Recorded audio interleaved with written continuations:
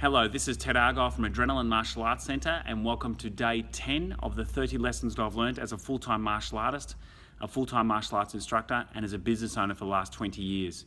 I've just finished a jiu-jitsu class. It's about 11:30 on Saturday, and I'm sitting in our boxing ring talking to you. So today we're going to talk about one of the lessons that I've learned as a business owner over the last 10 years. Now, when you hear the word business owner, that can be a little bit misleading. Most business owners are self-employed. I read a book about 10 years ago by Robert Kiyosaki called The Cash Flow Quadrant, and he talked about the 4 ways to generate income. The first way is to work for somebody. Second way is to work for yourself. The third way is to have a business. And the fourth way is to be an investor. When you're working for someone else is leveraging your time and your talents. When you work for yourself, you're leveraging your own time and your own talents. When you have a business, you are leveraging other people's times and other people's talents. And when you're an investor, as far as I understand it, because I'm not an investor, but as far as I understand it, you're leveraging either your own money, your own assets, or other people's money and other people's assets.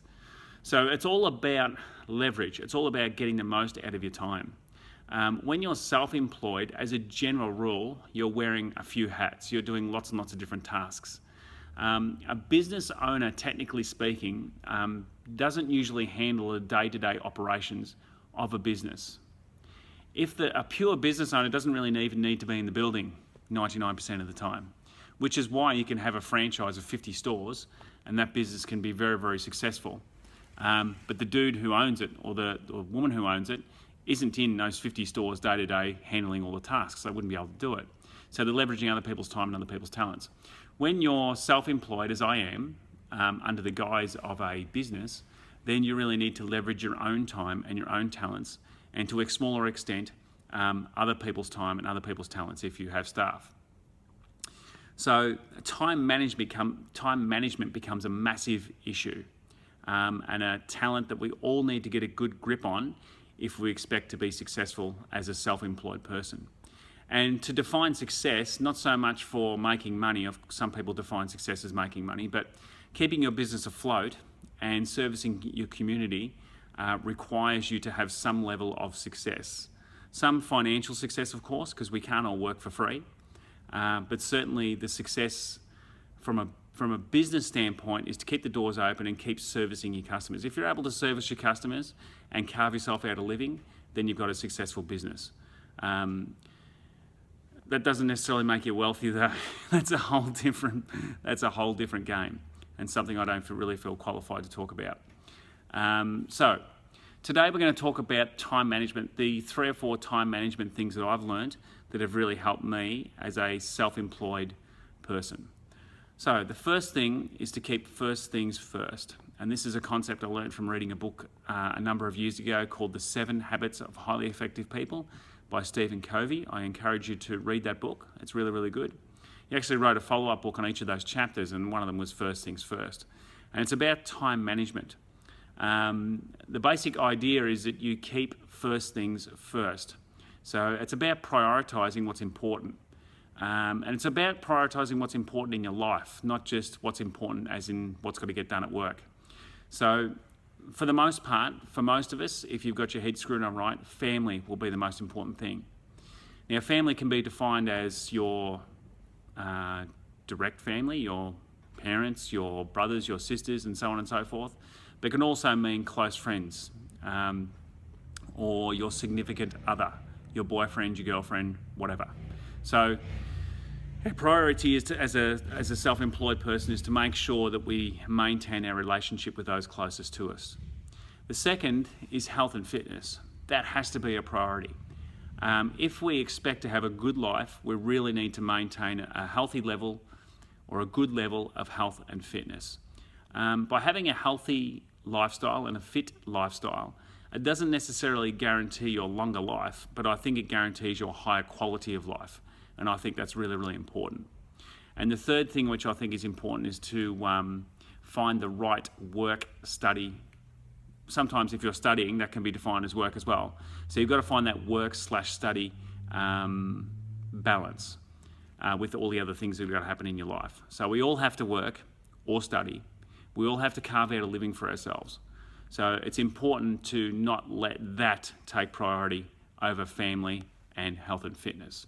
And it depends on who I'm talking to. When you're in your 20s, there's things that you'll do that you wouldn't do when you're in 40s with a wife and 3 kids and so on. So it depends on who I'm talking to there. But as a general rule, family comes first, health and fitness second, and work, study, balance third. The next thing which I think is important is to have to-do lists. I've been using to-do lists now for about 15 years, and I find them really, really helpful. And to keep it really, really simple, all I do is at the start of each week, I write down a list of everything that has to be done. Next to each of those, I allocate a certain amount of time. So if I have to clean the school, for example, I allow about an hour for that. Or whatever the task is that I have to get done, I put a time allocation next to that. Once I've done all that, I then prioritise all of those tasks. So I look at the most important task that has to be done that day, and I put that as number 1. Number 2 for the second most important task, and so on and so forth. And then I have my list for the week. So my goal is to get that list complete by the end of the week. If I can, I try to get it done quicker, but at bare minimum, I have to get it done by the end of the week. So I find to-do lists very, very helpful. The next thing I think which is helpful is to what we call chunk time. So that would be to put similar tasks together. So if you have to return phone calls, I try to return all phone calls at exactly the same time every day. When I do my emails, I do them at the same time every day. If I'm checking in on Facebook or replying to Facebook messages, I do that at the same time. If I'm doing certain tasks on the computer, I do that at the same time. So I try to put all the similar tasks together and perform them at the same time. And I find that increases your efficiency no end. So I find that really, really helpful. And the last thing, which is the hardest thing, particularly when you're self-employed, is learning to say no. I read a quote years ago that said, when you're saying no to one thing, you're saying yes to something else. Or when you're saying yes to something, you're saying no to something else. So if you've got to stay at work for an extra hour and a half to do something that doesn't really need to be done, you're saying yes to that, and you're saying no to spending more time with your family, or your friends, or your partner, or whatever it is. So learning to say no is a really important thing to get a handle on. It's something I really, really struggle with, to be honest, and something that's a priority for me. It's now on my to-do list, is to be learn to say no more. I think that's a really important life lesson to get. But anyway, I think we're going to wrap it up there. This has been a long video today, 8 minutes, look out. So tomorrow I'll talk to you again, and it'll be day 11. So I look forward to sharing some stuff with you then. Oh, before I forget, there's been a few of you who have talked to me about the videos in class and on Facebook.